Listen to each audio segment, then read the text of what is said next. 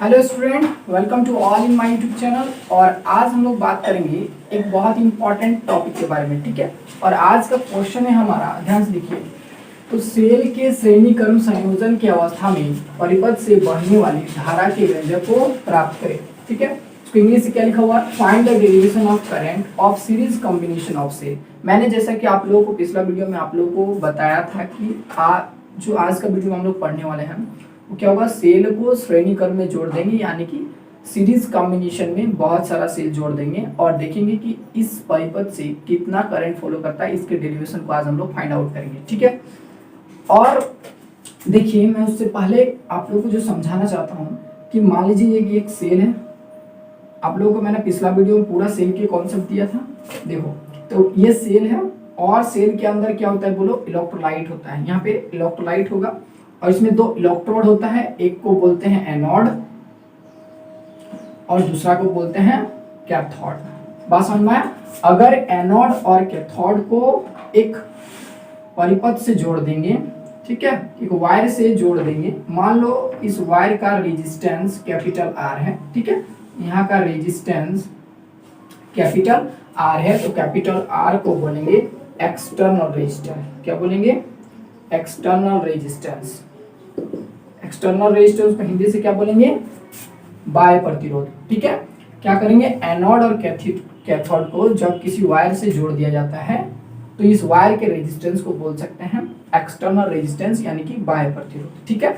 और करंट हमेशा एनोड से कैथोड की ओर सेल से प्रवाहित होती है। ये क्या है, हमारा सेल है। बात समझ में आया? तो सेल से हमेशा एनोड से कैथोड की ओर करंट ऐसे फ्लो करता है। और इलेक्ट्रोलाइट के अंदर, ये इलेक्ट्रोलाइट है, तो इलेक्ट्रोलाइट के अंदर करंट जो है, करंट कैथोड से एनोड की ओर इलेक्ट्रोलाइट से होते हुए क्रॉस करता है। और जब करंट इलेक्ट्रोलाइट से होते हुए कैथोड से एनोड की ओर आता है तो इलेक्ट्रोलाइट भी करंट के प्रवाह का विरोध करता है, यानी कि अगेंस्ट में रहता है। यानी कि बोल सकता है कि करंट के प्रवाह का विरोध करता है।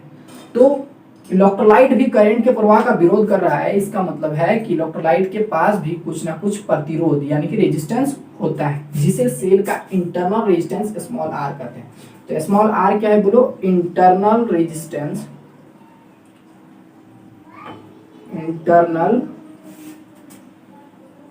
Internal resistance of cell.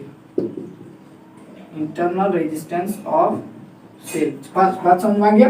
तो इंटरनल रेजिस्टेंस किसको बोलेंगे कि जब करंट कैथोड से एनोड की ओर सेल के अंदर इलेक्ट्रोलाइट से होकर प्रवाहित होता है तो इलेक्ट्रोलाइट भी धारा के प्रवाह का विरोध करता है, जिसे सेल का इंटरनल रेजिस्टेंस स्मॉल आर कहते हैं, यानी कि आंतरिक प्रतिरोध, ठीक है।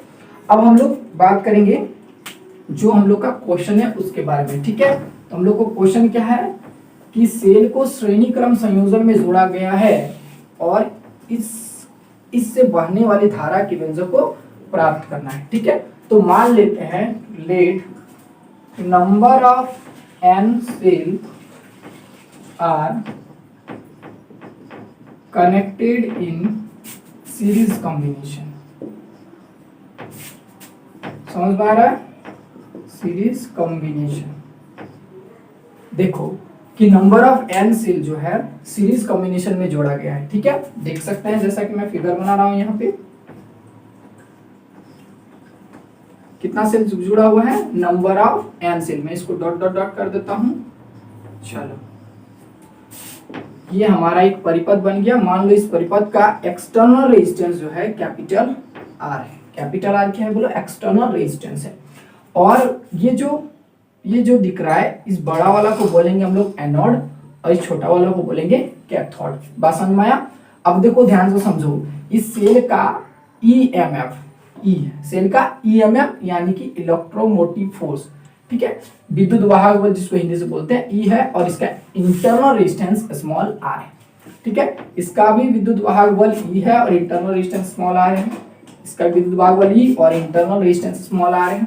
इसका भी विद्युत वाहक बल ई और इंटरनल रेजिस्टेंस स्मॉल आर है। अब देखो, ध्यान से समझो, मैंने क्या बताया था कि सेल से हमेशा धारा एनोड से कैथोड की ओर प्रवाहित होगा, यानी कि इसका एनोड ये है तो करंट ऐसे आएगा, ठीक है। इसका एनोड ऐसे आएगा एनोड से कैथोड में गया, फिर एनोड से परिपथ से होते हुए, ठीक है, एनोड से कैथोड में करंट फॉलो करेगा, यानी करंट का डायरेक्शन ऐसे होगा इस परिपथ में, ठीक है।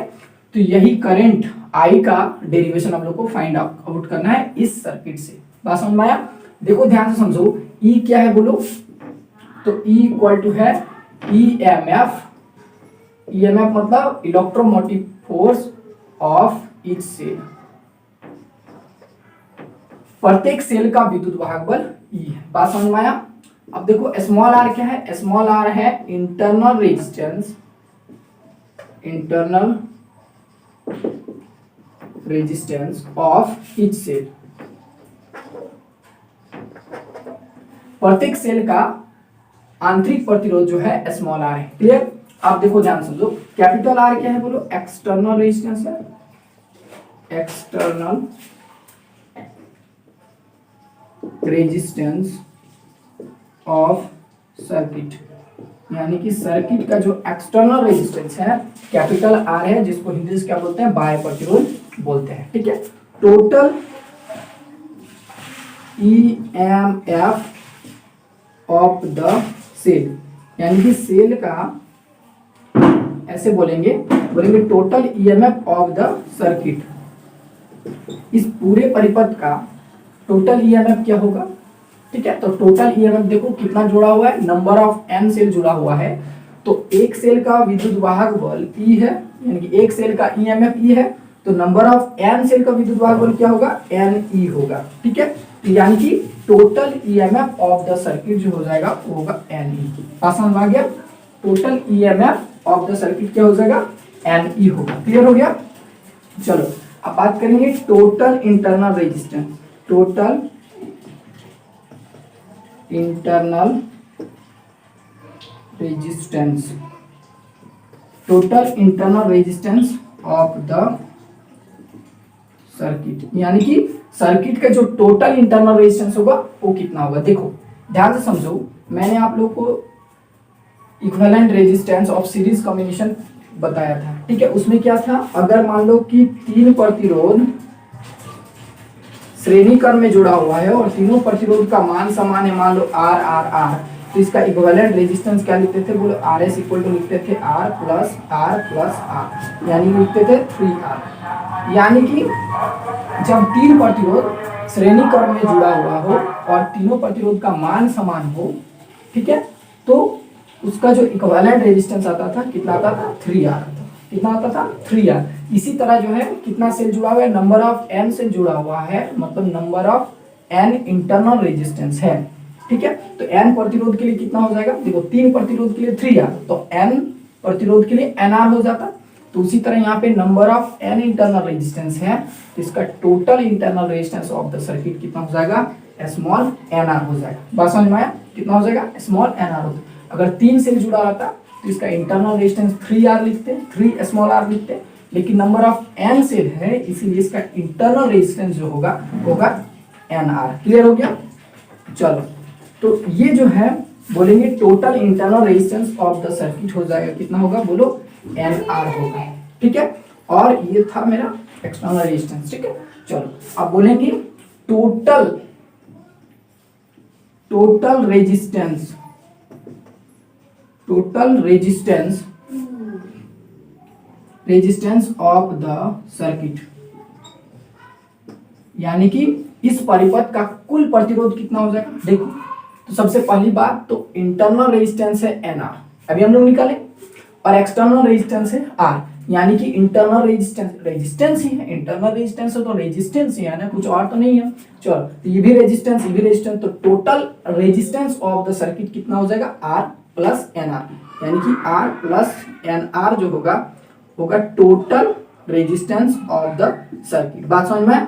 तो टोटल रेजिस्टेंस आपको total resistance of the circuit कितना हो जाएगा, कैपिटल R और प्लस स्मॉल NR। क्लियर? यहाँ पे लिखेंगे ये। बात समझ में आ गया? यहाँ भी मिस्टेक नहीं लिखा है। चलो बात समझ में आ गया? यहाँ भी वही हाल है। क्लियर? चलो तो यानी कि इसका इंटरनल रेजिस्टेंस है, टोटल इंटरनल रेजिस्टेंस है स्मॉल NR, और एक्सटर्नल रेजिस्टेंस है कैपिटल आर, तो इसको टोटल को जोड़ दिए तो हो गया total resistance of the circuit. इस पूरे परिपथ का कुल प्रतिरोध जो है वो R plus small N R है। क्लियर, इतना माइंड में आ गया। अब देखो हम लोग को क्या निकालना है, बोलो करंट निकालना है। क्या निकालना है? करंट। इतना सारा चीज है, नोट कर लीजिएगा थोड़ा सा। चलो अब हम लोग क्या बात करेंगे, बात करेंगे करंट। हम लोग बात करेंगे करंट, यानी कि इस परिपथ से बहने वाली धारा आई इक्वल टू क्या होता है, फ्रॉम ओम्स लॉ से हम लोग पढ़े हैं, आई इक्वल टू होता है V by R. V by R का मतलब बोल सकते हैं, ठीक है, विभवांतर बोलेंगे, और इसको क्या बोलेंगे, बोलो प्रतिरोध बोलेंगे। तो कुल तो बोलेंगे, इसका मतलब वी की जगह हम लोग ई भी लिख सकते हैं क्योंकि एक ही चीज है कि नहीं। ई का मतलब विद्युत वाहक बल सेल का, और वी का मतलब विभवांतर। मतलब बोलेंगे कि ये जो है ई के ही बराबर है। चलो इसका यूनिट भी सेम होता है, क्वांटिटी भी सेम है। चलो और इंटरनल रेजिस्टेंस है आर। देखो तो इसका मतलब बोलेंगे हम लोग ईएमएफ बोलेंगे, टोटल ईएमएफ। यहाँ पे लिख देता हूँ मैं total EMF. Clear, total EMF. तो टोटल ईएमएफ कितना है मेरा, स्मॉल लिखते हैं स्मॉल एन ई। बस हम मैं total EMF of the circuit कितना है। क्लियर, और टोटल रेजिस्टेंस कितना है, टोटल रेजिस्टेंस है मेरा, total resistance of the circuit है ये, ठीक है, यानी कि R plus N R. Clear, तो ये निकल गया मेरा, इस परिपथ से बहने वाली जो धारा होगा वो आई इक्वल होगा small N E by R plus small N. Clear, ये है हमारा डेरिवेशन। आप लोग को समझ में आया होगा, गुड। अब हम लोग बात करेंगे इसका केस का, देखते हैं केस क्या है। फर्स्ट केस को हम लोग समझेंगे, केस फर्स्ट। केस फर्स्ट में देखो ध्यान से, अगर मान लो कि external resistance capital R internal resistance से बहुत ज्यादा है, सपोज दैट कि capital R is very very greater than small R, यानी कि सेल का जो टोटल इंटरनल रेजिस्टेंस है, टोटल इंटरनल रेजिस्टेंस से एक्सटर्नल रेजिस्टेंस बहुत ज्यादा है। तो बहुत ज्यादा है तो इस केस में क्या होगा, बोलो जो internal resistance of the cell होगा उसको नगण्य मान के छोड़ देंगे। ठीक है, इस केस में क्या करेंगे, नगण्य मान के छोड़ देंगे, क्योंकि इसका एक्सटर्नल रेजिस्टेंस बहुत ज्यादा है सेल का इंटरनल रेजिस्टेंस से। जब सेल का इंटरनल रेजिस्टेंस से एक्सटर्नल रेजिस्टेंस बहुत ज्यादा होता है, इस केस में क्या करेंगे हम लोग, इंटरनल रेजिस्टेंस को नगण्य मान के छोड़ लेंगे, यानी कि जीरो मान लेंगे। ठीक है, तो इस केस में इस परिपथ से बहने वाली धारा क्या होगा, तो इस परिपथ से बहने वाली धारा I इक्वल टू होता है N E upon R plus N R. यही हम लोग फॉर्मूला पढ़े हैं। देखो इसका इंटरनल रेजिस्टेंस क्या करेंगे, जीरो। तो इंटरनल रेजिस्टेंस जीरो मतलब N E upon R plus zero, that means N E और अपॉन आर, यानी कि I इक्वल टू हो जाएगा N E by R. Clear, ये हमारा तब का फॉर्मूला। इसका मतलब क्या है, इसका मतलब मैं मीनिंग में समझाता हूँ, एक्चुअल मीनिंग में इसको समझाता हूँ। मान लीजिए मेरे पास एक बैटरी है, यानी कि एक सेल है। देखो ध्यान समझो, इसको रहने देते फिगर। देखो मान लो कि मेरे पास एक सेल है और इस सेल का जो है एक्सटर्नल रेजिस्टेंस बहुत ज्यादा है और इंटरनल रेजिस्टेंस क्या है, जीरो है। इंटरनल रेजिस्टेंस जीरो है, मैंने क्या माना कि इंटरनल रेजिस्टेंस को नगण्य मान के छोड़ दूंगा। ठीक है, और इसका ईएमएफ मान लो ई है। तो इस छोटे से परिपथ जो मैंने बनाया, इस परिपथ से बहने वाली धारा का डायरेक्शन ऐसे होगा, एनोड टू कैथोड। तो इस परिपथ से बहने वाली धारा को मैं आई डैश लिख रहा हूँ, तो आई डैश इक्वल टू कितना हो जाएगा, बोलो ई बाय आर। ठीक है, विद्युत वाहक बल बटा रेजिस्टेंस। बात समझ में आया? यह एक सेल से बहने वाली धारा क्या है, एक सेल से बहने वाली धारा कितना है, ई बाय आर। तो यहाँ पे जो मेरा ई बाय आर दिख रहा है, इसको हम ऐसे भी लिख सकते हैं, I equal to N into I dash. I dash का मतलब बोलो एक सेल से बहने वाली धारा। ठीक है, तो देखो ध्यान से समझो, अब मैं आप लोगों को समझाऊंगा इसका मीनिंग। तो आई कोड मेरा क्या है, एन इंटू आई डैश। इसका मतलब क्या है, अगर सेल का एक्सटर्नल रेजिस्टेंस बहुत ज्यादा है, अगर सेल का एक्सटर्नल रेजिस्टेंस बहुत ज्यादा है इंटरनल रेजिस्टेंस की तुलना में, तो इस परिपथ से बहने वाली धारा जो होगा वो एन गुने सेल के बराबर होगा। कितना होगा बोलो, एन गुने सेल के बराबर होगा। सपोज दैट कि अगर एक सेल से बहने वाली धारा, ठीक है, आईडीएस का मतलब एक सेल से बहने वाली धारा अगर 2 एम्पियर है, ठीक है, एक सेल से बहने वाली धारा 2 एम्पियर है, और इस सेल में मान लो, मतलब इस परिपथ में मान लो 1000 सेल जुड़ा हुआ है। कितना, 1000 सेल जुड़ा हुआ है। तो इस पूरे परिपथ से बहने वाली धारा कितना हो जाएगा, बोलो। मैंने क्या बताया, इस पूरे परिपथ से बहने वाली धारा एन इंटू आई डैश। तो नंबर ऑफ एन मैंने क्या बोला अभी, 1000। तो मैंने यहाँ लिखूंगा 1000 और इंटू 2 एम्पियर, यानी कि 2000 एम्पियर की धारा प्रवाहित होगा। क्लियर? इसका मीनिंग समझ में आया? I equal to N into I dash, मतलब एन गुने सेल से बहने वाली धारा के बराबर होगा। क्लियर? चलो, अगर एक्सटर्नल रेजिस्टेंस बहुत ज्यादा है तो यह है पहला केस, समझ में आ गया होगा? गुड। अब लोग दूसरा केस समझते हैं। देखो दूसरा केस समझाऊंगा मैं तुरंत फटाक से। देखो दूसरा केस क्या है? केस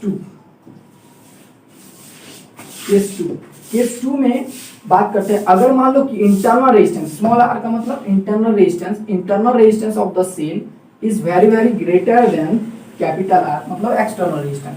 अब बात करते हैं कि सेल का इंटरनल रेजिस्टेंस जो है वो एक्सटर्नल रेजिस्टेंस से बहुत ज्यादा है, तो इस केस में क्या करेंगे? एक्सटर्नल रेजिस्टेंस को नगण्य मानकर छोड़ देंगे। तो इस परिपथ से बहने वाली धारा, कितना होगा? आई इक्वल टू होगा N E upon capital R zero, यहाँ लिखेंगे एन आर, तो एन एन कैंसिल, यानी कि आई इक्वल टू हो जाएगा ई बाय आर। बात समझ में आया? ई बाय आर का मीनिंग मैं समझाऊंगा। मान लो कि एक सेल जुड़ा हुआ है, कितना सेल जुड़ा हुआ है? एक सेल जुड़ा हुआ है, इसका एक्सटर्नल रेजिस्टेंस है जीरो। मैंने अभी बात करा कि एक्सटर्नल रेजिस्टेंस क्या है? जीरो है। इसका, इस सेल का ईएमएफ ई है और इसका इंटरनल रेजिस्टेंस आर है, तो इस परिपथ से बहने वाली धारा आई इक्वल टू हो जाएगा E by R. E by R को आई डैश लिखते हैं, मतलब एक सेल से बहने वाली धारा, यानी कि हो जाएगा I equal to I dash. Clear? यानी कि अब देखो ध्यान से, अगर इस परिपथ में इंटरनल रेजिस्टेंस बहुत ज्यादा है एक्सटर्नल रेजिस्टेंस की तुलना में, तो क्या होगा? इस परिपथ से बहने वाली धारा एक सेल से बहने वाली धारा के बराबर होगा। एक सेल से बहने वाली धारा, जैसे कि मान लो कि इस परिपथ में 1000 सेल जुड़ा हुआ है और अगर सेल का इंटरनल रेजिस्टेंस, आंतरिक प्रतिरोध बहुत ज्यादा है, तो क्या होगा? इस परिपथ से बहने वाली धारा एक सेल से बहने वाली धारा के बराबर होगा। अगर मान लो कि एक सेल से बहने वाली धारा के 2 एम्पियर है, तो अगर सेल में 1000 सेल भी जुड़ा हुआ है और अगर इसका इंटरनल रेजिस्टेंस बहुत ज्यादा है, तो इस परिपथ से बहने वाली धारा जो है वो क्या होगा? 2 एम्पियर ही होगा। हम लोग सेल को जोड़ते क्यों है सीरीज कॉम्बिनेशन में? ये करने के लिए कि क्या करने के लिए? करंट को बढ़ाने के, कि करंट ज्यादा मिले। तो करंट ज्यादा कब मिलेगा? अब हम लोग बोल सकते हैं कि सेल को कब जोड़ने पर फायदेमंद होगा? तो सेल को सीरीज कॉम्बिनेशन में जोड़ने पर तभी फायदेमंद हो सकता है जब इसका एक्सटर्नल रेजिस्टेंस बहुत ज्यादा, एक्सटर्नल रेजिस्टेंस बहुत ज्यादा होगा तो क्या होगा बोलो? सेल से बहने वाली धारा जो है, मतलब परिपथ से बहने वाली धारा जो है वो एन गुने सेल के बराबर होगा, मतलब ज्यादा करंट मिलेगा। ठीक है? आई इक्वल टू कितना आया था उसमें? जब एक्सटर्नल रेजिस्टेंस बहुत ज्यादा होता है तो आई इक्वल टू आया था N into I dash. I dash का मतलब